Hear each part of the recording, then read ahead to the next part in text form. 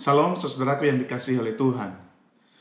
Saat ini saya ingin membagikan sesuatu bagi saudara berkaitan tentang Yesaya pasal 9 ayat yang ke-6 yang seringkali dikutip dan dijadikan sebagai bahan di dalam liturgi, bahkan juga dijadikan sebagai ayat-ayat untuk mengajak orang melalui flyer atau juga dipakai menjadi ayat untuk mengisi kartu Natal yang biasanya kita bagikan kepada orang lain.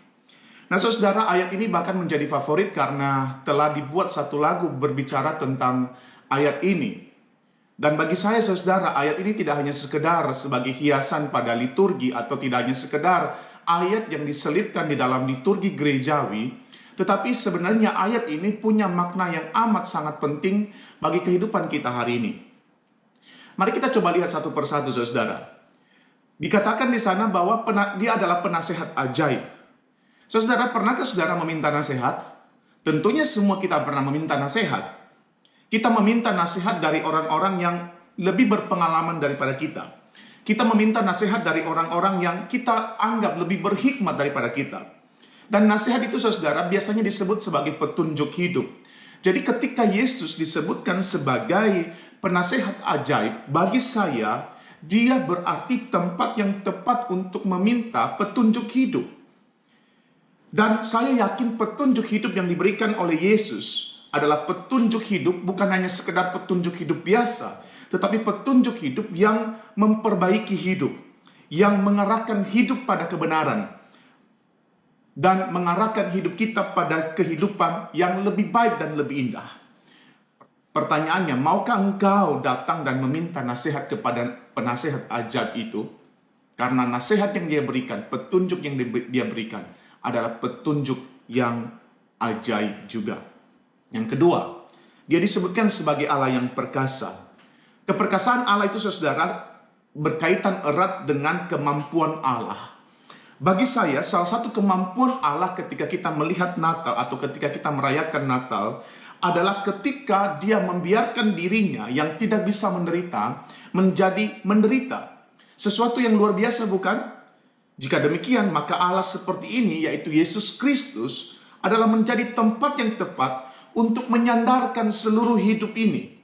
Karena kita yakin hidup kita ini adalah sederhana, hidup yang sederhana dan penuh kerapuhan. Maka kita memerlukan sandaran yang kokoh. Kita memerlukan sandaran yang perkasa. Dan itu ada di dalam Yesus Kristus. Yang ketiga, saudara, dikatakan sebagai Bapa yang kekal. Kita saudara-saudara manusia adalah makhluk yang dibatasi oleh waktu. Tetapi Allah adalah pribadi yang tidak bisa dibatasi oleh waktu dan ruang. Maka ketika berbicara Kristus adalah Bapa yang kekal, maka pertama kita melihat karakteristik Allah yang sempurna dan kekal di dalamnya. Yang berarti Kristus itu tidak bisa dibatasi oleh waktu dan ruang. Kapan saja dia ada, di mana saja dia ada dan hadir dalam hidup manusia yang membuka diri baginya. Dia selalu berdiri di depan pintu hatimu. Maukah engkau membuka baginya dan membiarkan dia bertata atas hidupmu? Yang keempat, saudara, dikatakan sebagai Raja Damai. Berbicara tentang raja dan kerajaan pasti ada kaitannya tentang keputusan. Berbicara tentang raja dan kerajaan, pasti ada bicara tentang kekuasaan. Maka ketika Yesus dikatakan sebagai Raja Damai, maka itu bicara tentang keputusan dan kekuasaan Allah yang mendatangkan damai.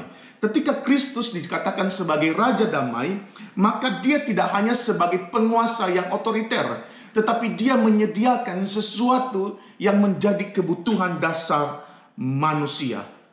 Saudara, kehadiran Raja ini tidak lagi memberikan ketakutan, melainkan dia memberikan kedamaian yang sejati dari Allah yang kekal. Untuk itu saudara, letakkanlah hidupmu pada pribadi Yesus Kristus.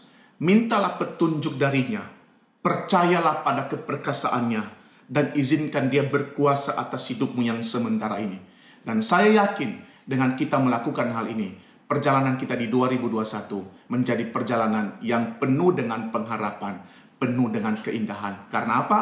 Karena Kristus ada bersama dengan kita. God bless you.